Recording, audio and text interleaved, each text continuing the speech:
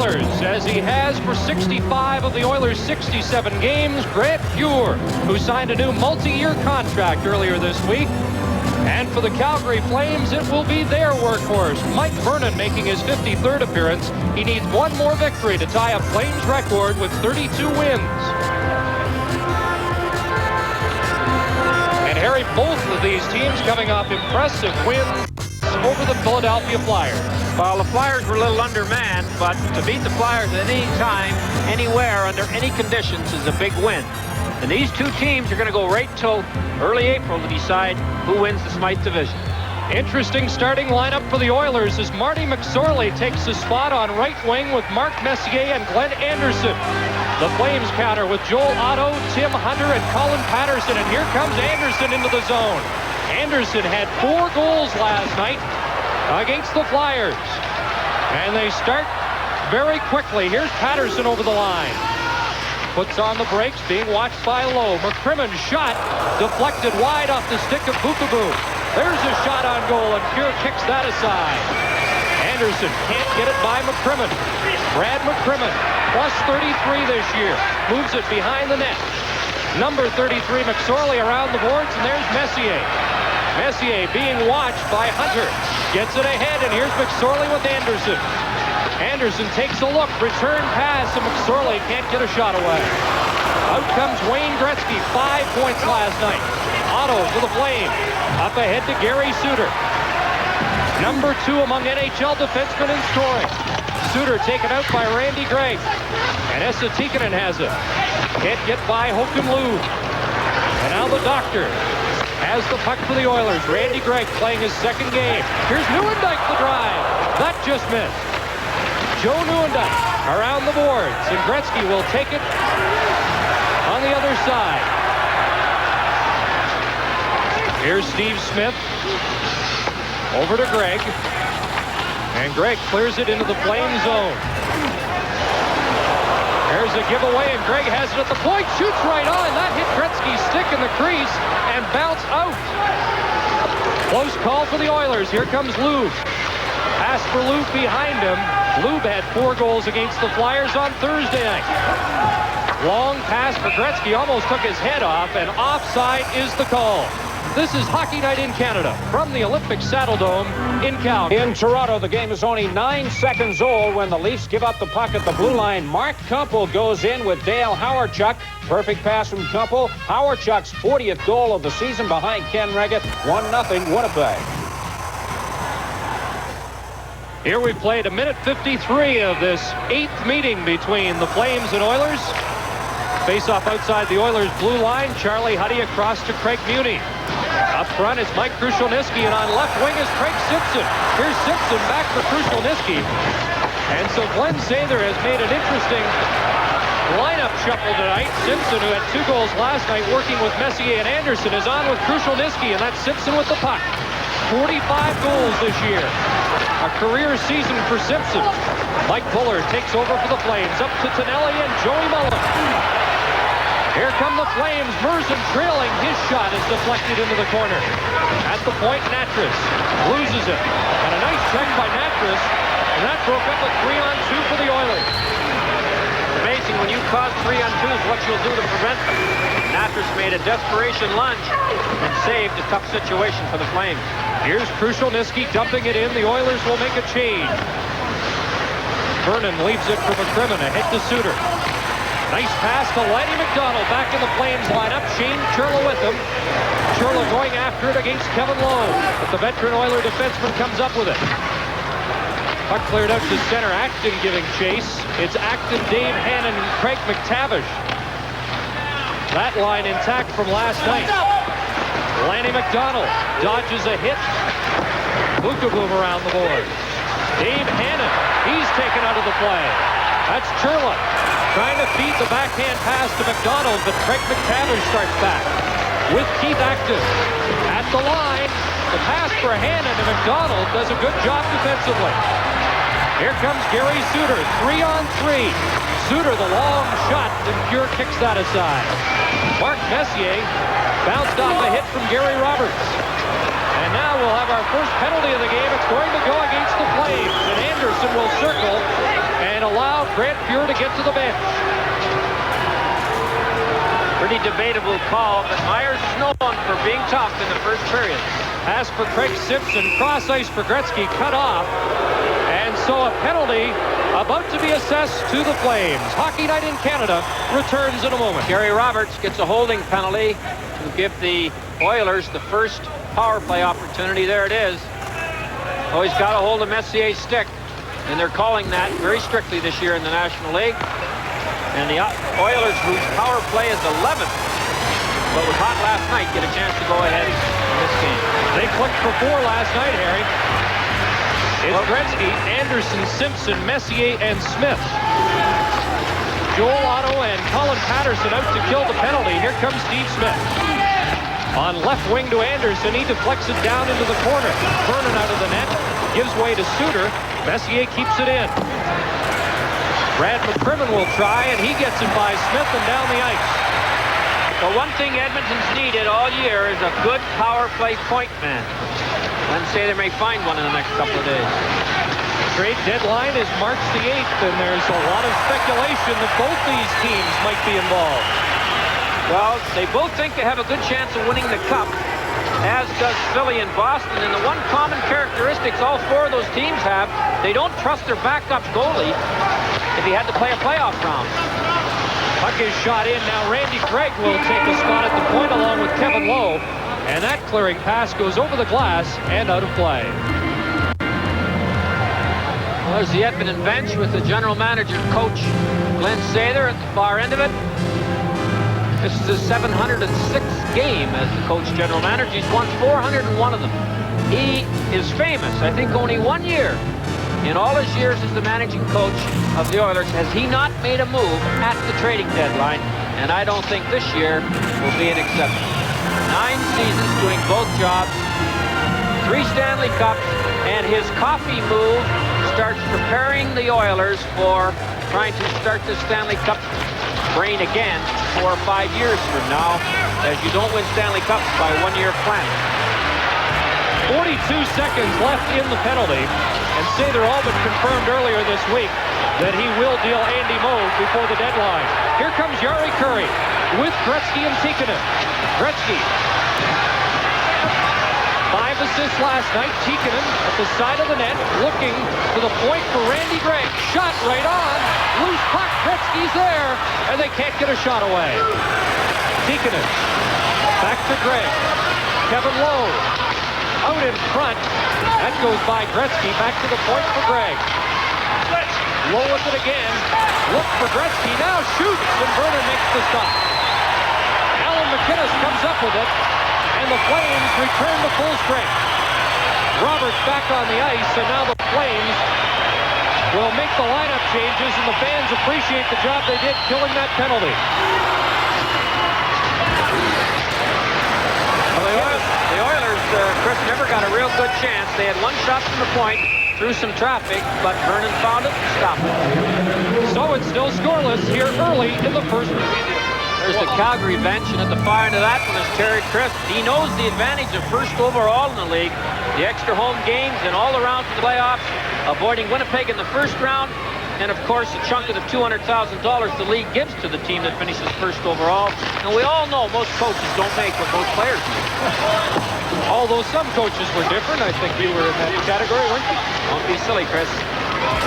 13 and a half minutes remaining in the first period.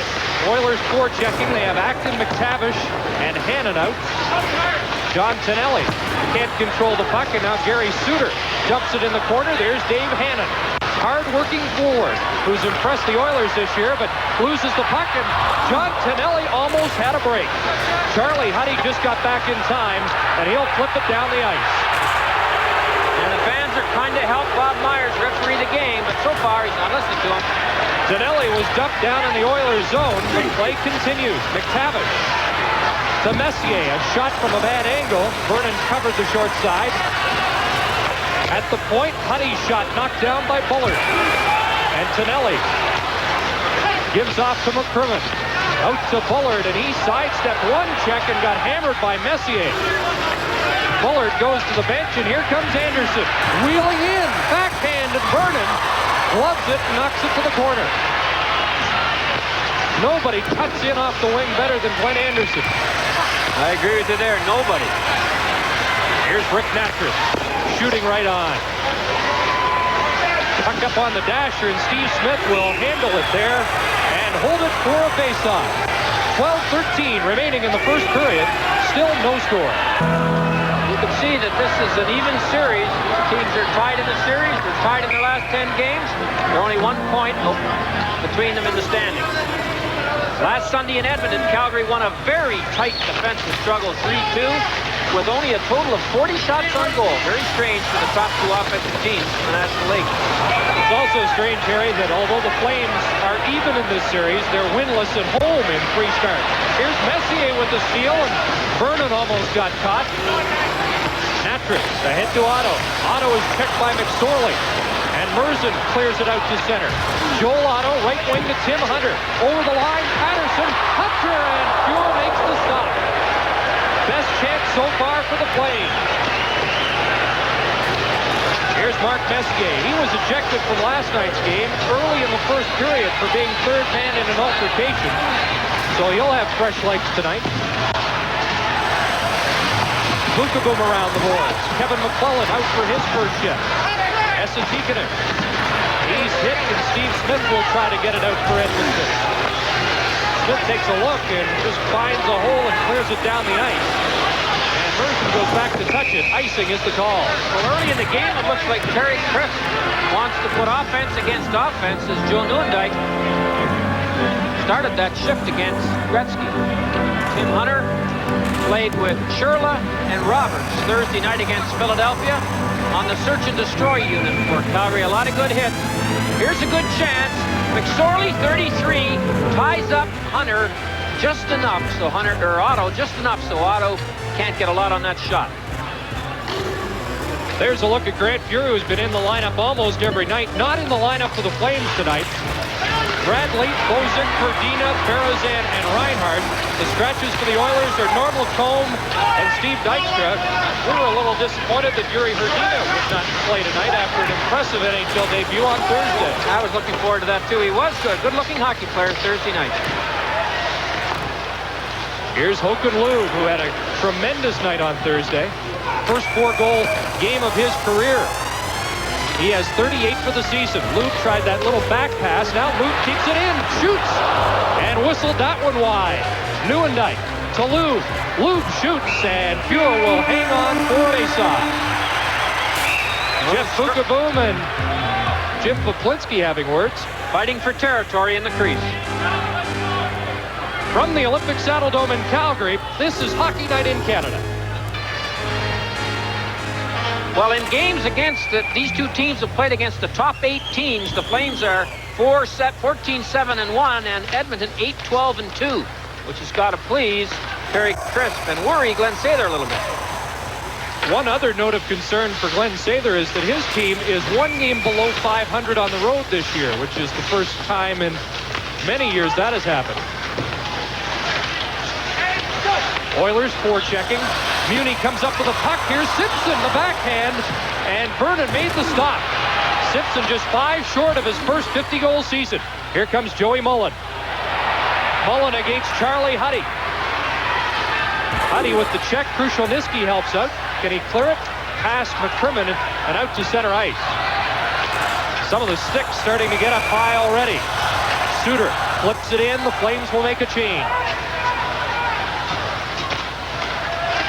Huddy to Curry, and he just backhands it out down the ice. Keith Acton scoots after it. He's one of the quickest guys on the ice tonight. And Lanny Mcdonald comes up with it for the Flames. Here's Rick Nattress. Gary Roberts and McDonald breaking. McDonald over the line. High shot. And Fuhr took that off his chest. Lanny McDonald back in the lineup tonight because the Flames like the way he's played against the Oilers this year. Here's Acton with a burst of speed. Centers it. Gregg moves in. One of the Flames is shaken up, and play is whistled down. Bearcat Murray's out there very quickly. It's either Roberts or number It is. It's Gary Roberts, and he seemed to get hit in the face. I thought it might be number 11. And not Roberts. He went down quickly, and you can see with no numbers on the rear end of their pants, it's tough to tell who this guy is. But he obviously got hit in the face. There was no penalty called, and it happened behind the play. But our guys in the truck, they haven't missed one yet. They're not starting tonight. Take a look at 10 and 12 Hannon. You wonder why Roberts is going down after that check. But Hannon's skate may have clipped him as Roberts threw a pretty nice check on him. He has really been an addition for the Flames in that department, hitting hard of late and playing that grinding style. Gary Roberts still getting attention. We hope he'll be all right, and we will be back with more of the first period after this. It's been a very tame game from the physical or emotional department. I think there's more emotion in the crowd than there is on the ice so far, and that's not the case in most of these Battle of Alberta games. From the face-off, MacInnis was grabbed by McSorley, and there'll be a penalty against the Oilers, and the Flames will have their first power play advantage. Vernon comes out of the net. They have an extra attacker on, but Pure touches it. And here comes the first penalty against the Oilers, and it goes to Marty McSorley. Well, Marty McSorley, with that penalty, which wasn't the smartest one he's ever taken, gives the #1 power play team in the league a chance to go ahead in this game. One thing to remember, that the Oilers are dynamite in shorthanded goals. So it doesn't mean that you're home free when you get a chance to have a power play against Edmonton. But watch the two-point men. They are the key, MacInnis and Suter, to the power play for Calgary. They both have great shots. They force the penalty-killing forwards to get out right on them, and that either opens up the inside play or they get those rockets through. Somebody tips it, or it's screened, or it simply beats the goalie. They both can really shoot it. Craig McTavish and Mark Messier out to kill the penalty. Here's Messier, 2-on-2. McTavish moved in offside, so Messier just darts back into the Oilers zone. When the Flames get possession, watch for Joe Nieuwendyk as well. He has 29 power play goals this year. And he'll operate in front of the net. He may slide off to the side, but eventually when he thinks that point shot's coming, he goes to the front. Great hand-eye coordination. Gets a lot of tip in. Here comes Loob with Nieuwendyk. Loob breaking in. Takes a look. Nieuwendyk the pass, but he couldn't get a shot away. Back it comes to the point. Suter flips it around the glass. It's up on the dasher, and Bullard couldn't bring it down. Now it's Nieuwendyk. He takes a hit and is ridden off the puck, and Steve Smith takes over. He sends it down the ice.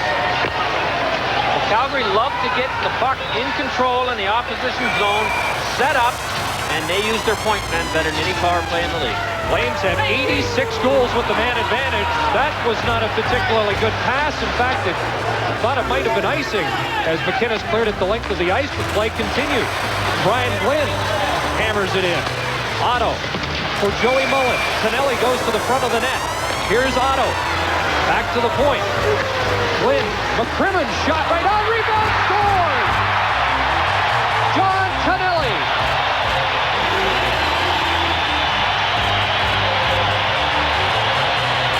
Well, there's that point shot I was talking about. McCrimmon one-timed it.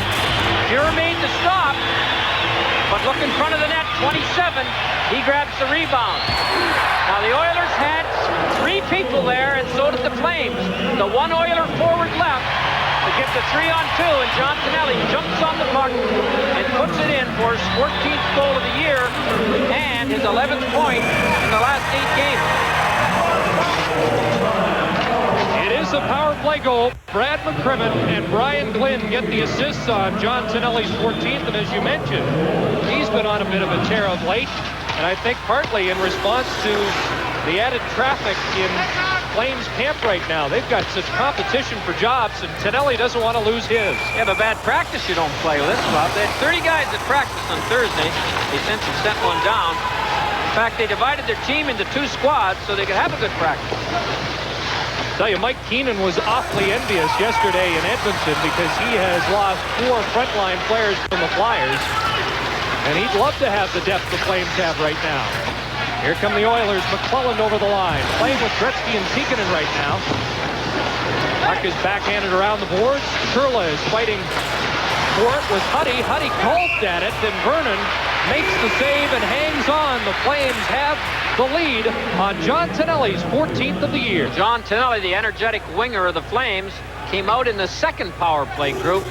The puck goes back to the point. Watch the 3 red shirts go to the front of the net. And sure enough, the puck comes right out to one of them, Tonelli, and he puts it in. Here's a long pass for Shane Churla. He hits breaking Joe Nieuwendyk, knocked down as he tried to go between Muni and Huddy. Well, they got enough of Nieuwendyk, who tried the aerial route between the two of them and didn't make it. And the puck went on to Fuhr, and Muni got a piece of him. This guy's playing a lot better hockey than he was earlier in the year after a great season last year. Here's Nieuwendyk in the aerial route. No penalty, and they rarely give a penalty if the forward tries to jump between the defensemen. And Bob Myers has come up with penalties here. I have to admit I didn't see who got them. McClelland is 24. He may be the only one. Well, the way the fans are reacting, that seems to be the case. Kevin McClelland was in a pair of set 2 last night against the Flyers. He tangled with Dave Brown and Greg Smith, and he's not happy with the call.